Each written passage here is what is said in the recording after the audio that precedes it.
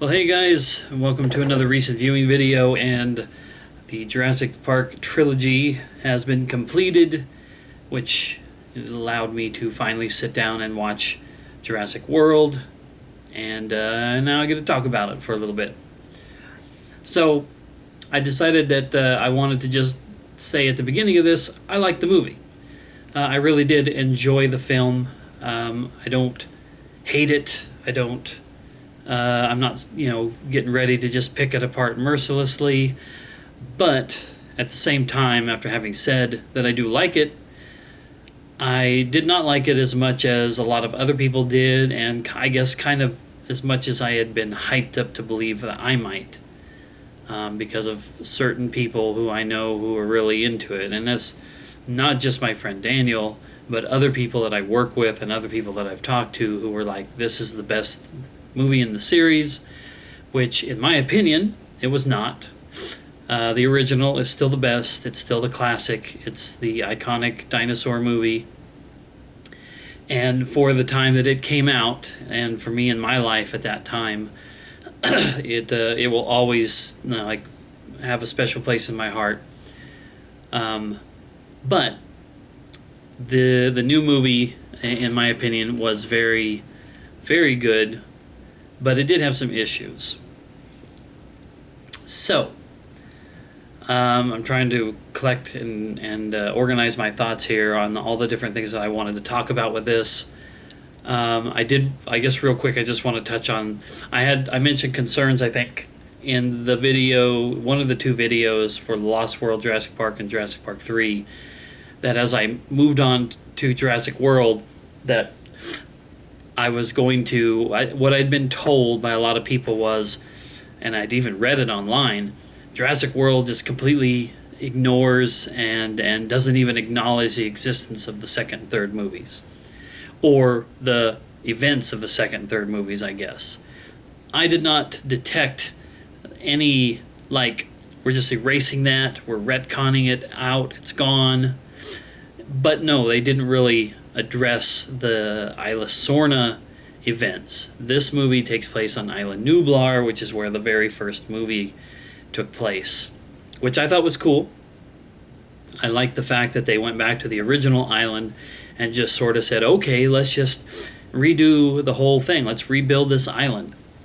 At one point in the movie, events take some of the characters to the original visitor center from Jurassic Park, which was cool. I mean, it was completely, it was like 20 plus years, so to speak, of weather and plant growth and, dinosaurs probably going through it until it was, until Jurassic World was established. But it was still a nice nod to the original movie, on top of all the other little, tips of the cap to it. But it was hard for me to see it because it didn't look anything like it. It looked like a door built into the side of a cliff or a hill or whatever, instead of the big open and spacious area from the first movie where the visitor center was. Anyway, I don't want to dwell on that too much. I just wanted to mention that they did have it there, and you saw some of the gadgets from the first movie. And like I said, it was just a nice nod to the first flick.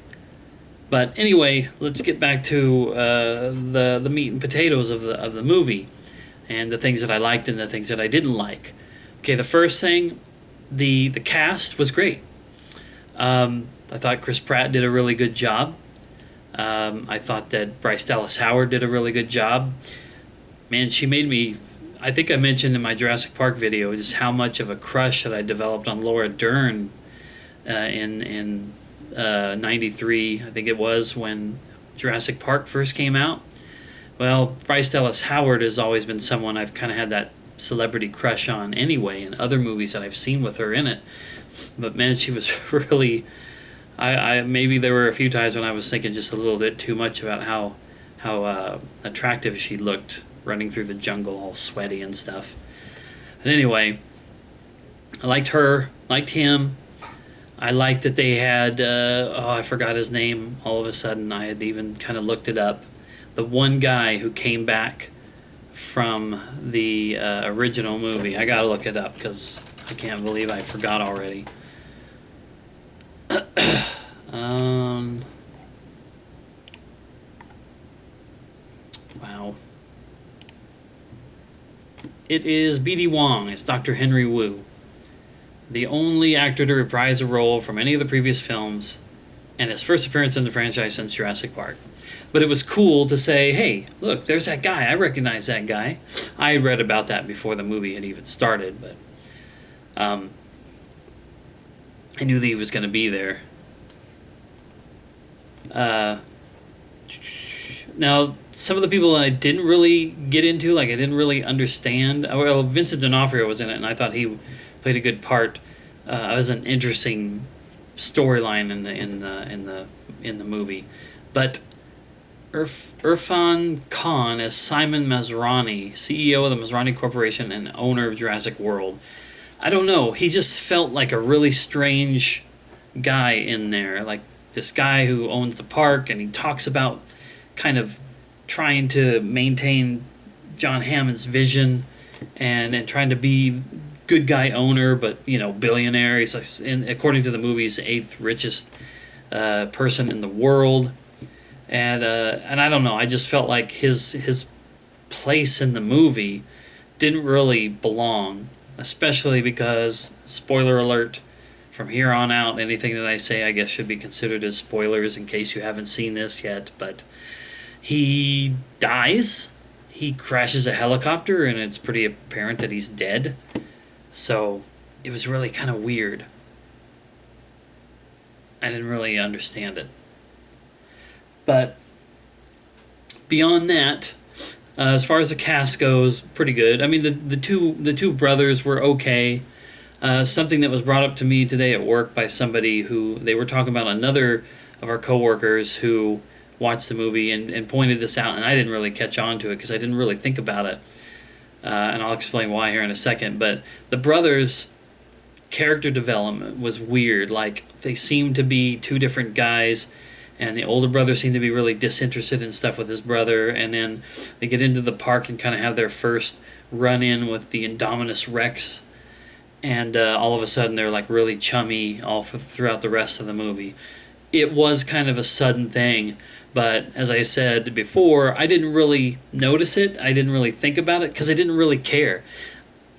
Even though I liked Chris Pratt and Bryce Dallas Howard in their roles, and Vincent D'Onofrio and a few other people in their roles, nobody in this movie did I latch on to the way that I did with the main 5 or 6 people from the first Jurassic Park. Dr. Sadler and Grant, Ian Malcolm, John Hammond, and of course Lex and Tim. I love those characters. And throughout that movie, and after the movie was over, I was thinking to myself, if I was ever in a clusterfuck of a situation like what happened to them, or in any kind of situation in life, this is a group of people who I would want to be with and go through that with. And in this movie, I didn't feel that with anybody. So the boys, I didn't really think too much about them. I just didn't, like I said, I didn't connect with people as much as I would have liked to, and I did with the original movie. So anyway, that's just me. But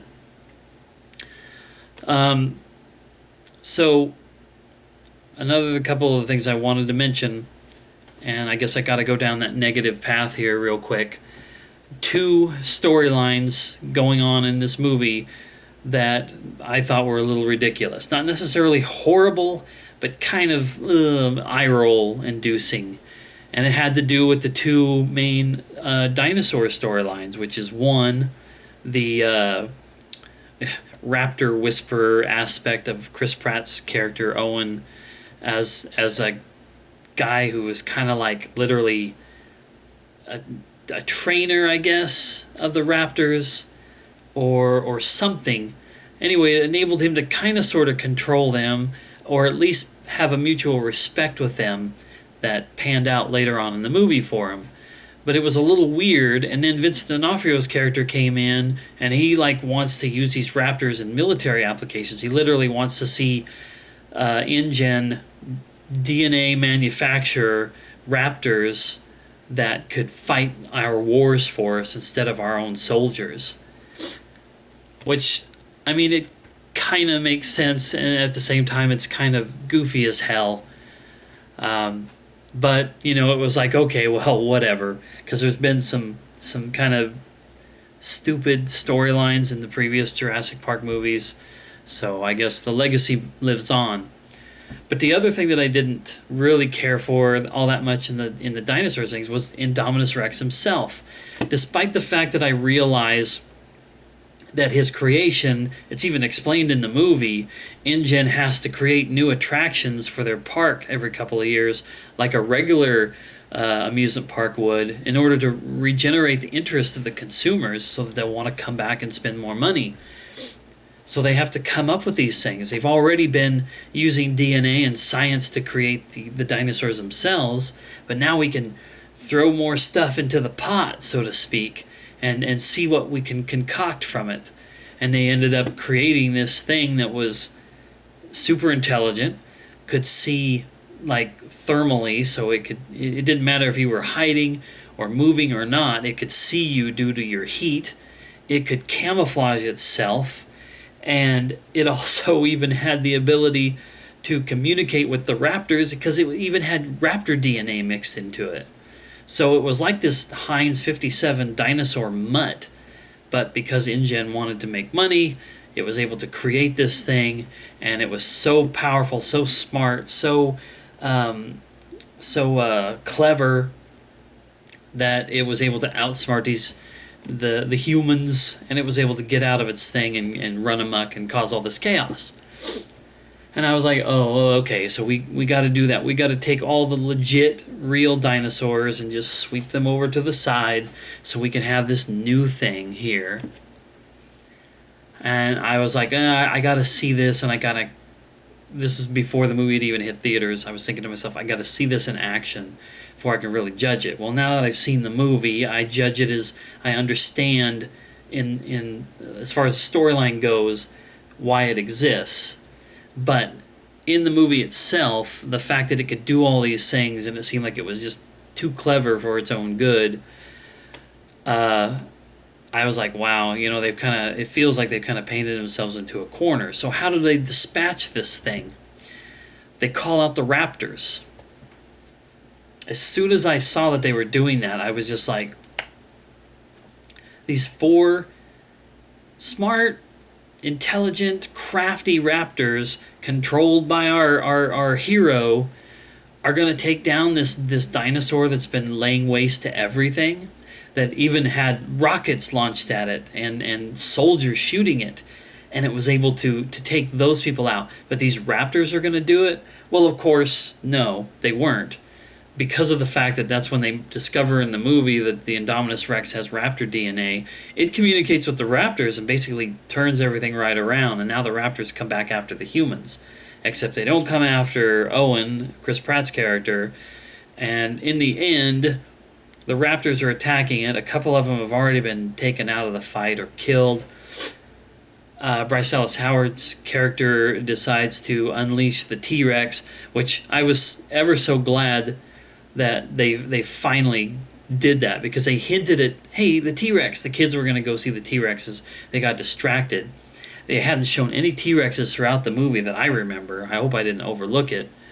And then all of a sudden they unleash a T-Rex from its paddock, and they pull it into the fight with the Indominus Rex. So then it becomes T-Rex, Indominus Rex, a couple of raptors, and then it looks like Indominus Rex is going to come out on top, but another raptor comes along and distracts.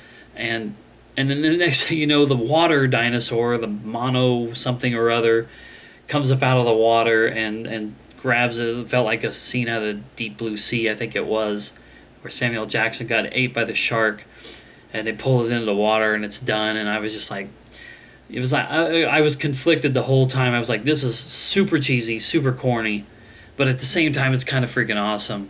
So I just gave into it, and I allowed myself to be like, okay, well, this is awesome. I can get into it, but it was a little, like I said before, eye roll inducing. It caused me a little eye roll shenanigans there for a while. I don't know. That's just me, though. Your mileage may vary. but I just thought it was a little, maybe a little too over the top. But like I said, I just had to give in to it because there's nothing I can do about it. And it just dawned on me too. I forgot the thing I wanted to pretty much say at the beginning of the video. But as far as watching this on Blu-ray and watching it on my TV back there, I was left with a bad first impression. After watching the previous three movies, and as soon as you get to that menu screen, it's like it's the Jurassic Park theme song. It's just like boom. It's one of my favorite movie soundtrack theme songs of all time. It's up there, maybe even ahead of like Star Wars and a lot of other heavy hitting movie theme soundtracks or theme songs, the main theme songs from a soundtrack. And they were all on the menus for the previous three movies, but on this one it wasn't. It was completely different. In fact, it was a somewhat organic menu theme song on the Blu-ray that changed with the scenes that they were showing on screen. But no hint whatsoever of the iconic Jurassic Park theme. So I was a little upset. I was like, this movie had better have the theme song in it. Well, after you get a little ways into the movie and the kids are at the park and whatnot, you get treated to it. And I was like, that was probably my favorite moment of the whole movie, was hearing the theme song, getting the goosebumps, feeling that nostalgia pull at me, and just kind of losing myself for a few minutes, like, okay, here we go, I'm ready to take this ride. And like I said, by the time I got to the end of it, despite some of the cheesy cornball shit that they pulled, despite some character development that just didn't really seem to exist, at the end of it all, it was a really, really good movie. It won't touch the original Jurassic Park, and I'm glad for that. The original Jurassic Park is just an amazing movie. And I wouldn't want them to somehow or another figure out the formula or the DNA, so to speak, of making something that's better than that. But this is a worthwhile addition to the series.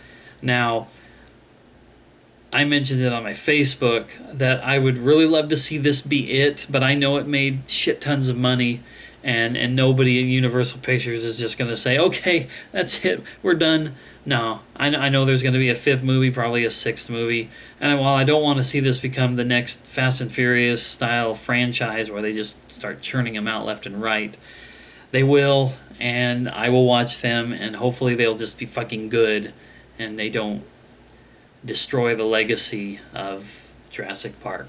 So anyway, that's it. That's all I got to say. Thanks for watching. We'll see you in the next one. And yeah, that's it. See you guys.